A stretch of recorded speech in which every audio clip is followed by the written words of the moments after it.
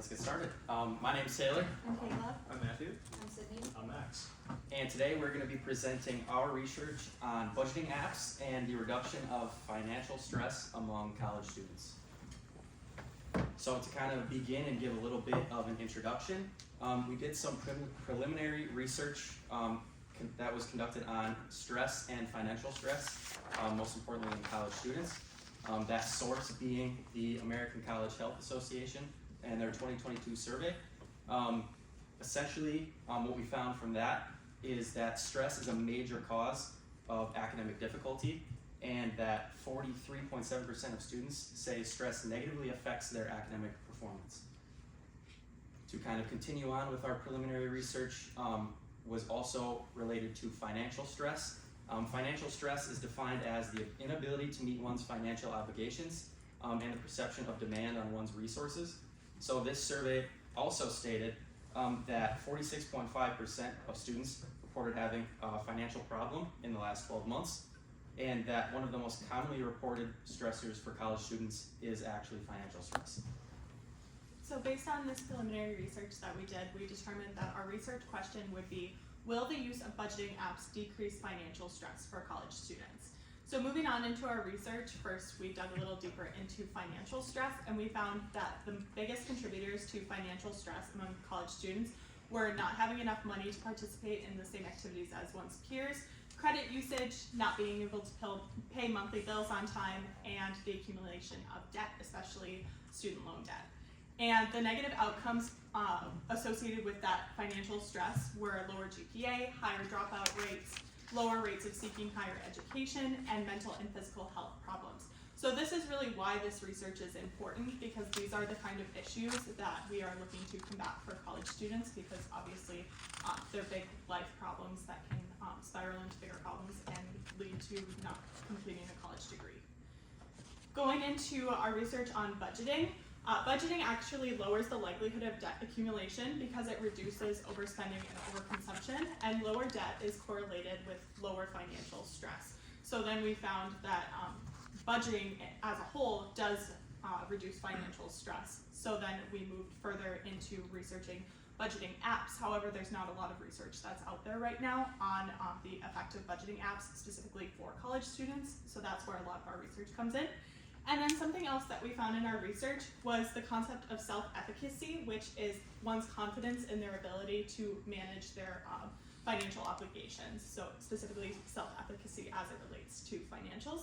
And students are more likely to maintain a budget when they feel confident in their ability to do so. So when they feel that they have that background financial knowledge, and when they feel that they are able to manage a budget effectively, they're more likely to do it, which makes a lot of sense.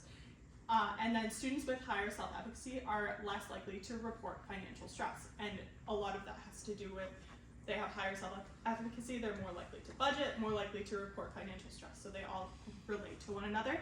And budgeting apps are a great way to provide an opportunity for learning and practice that is really accessible for college students and young adults in general, because they're on your phone, which you always have with you. They're really user-friendly, they're easy to understand, so they help build that confidence in young people with their ability to budget. So they might not be able to budget, on an Excel spreadsheet or balance their checkbook the way that their parents might, but this is something that's really accessible for those young adults.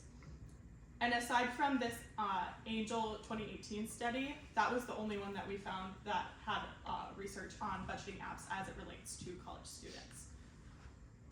So then here's a little bit of information on why budgeting apps are what we chose to pursue. A lot of that I just went over. They're accessible, they're easy to use, they increase self-efficacy, and budgeting is correlated with lower financial stress, and lower financial stress improves academic outcomes. So that's how we formulated our research questions, and then moved on to our hypothesis development.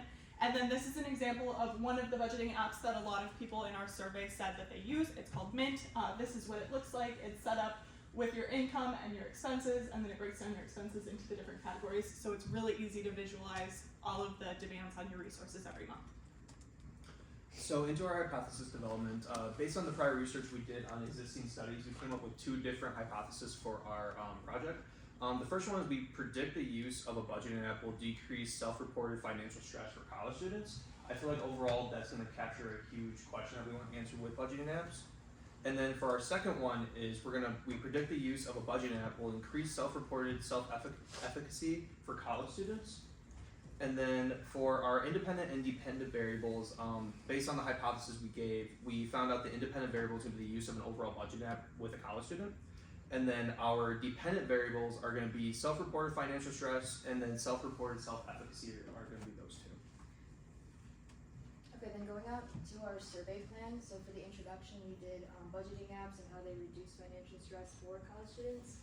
We also talked about, we had a paragraph talking about how this survey was the voluntary survey. And we also went over the risks with the survey. We then used multiple choice and fill in the blank with our budgeting questions using, like if they use a budgeting app, how often do they use it, and what budgeting app do they use. We also use a Likert scale for financial stress and self-efficacy. So we use strongly disagree and strongly agree. And here are a bunch of examples right here. And we also used demographic questions like how old you are, what gender you are, things like that. And the survey took about 10 to 15 minutes, or 5 to 10 minutes. So continuing on with our sample plan, we looked at college students that are 18 plus. We really want to look at all the universities, so anywhere. However, we do have a potential bias because most of our results came from us here at Northern. Our target sample size is 300, and we just broke the 300 mark at 302. To maximize the budget app data, the majority of the people that we did survey didn't use a budget app. It wasn't a whole lot. The ones that they did use was Mint, Rocket Money, stuff like that.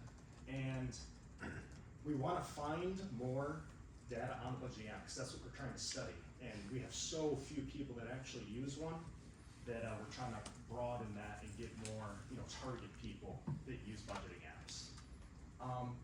For our distribution, obviously, we use, Snapchat, Instagram, Facebook. We would text it to friends and family. Our big thing though was our QR codes that you can see on the right there. We distributed those everywhere. We put them in Jamridge, we put them in Hedgecock, the dorms, we put them in bathroom stalls.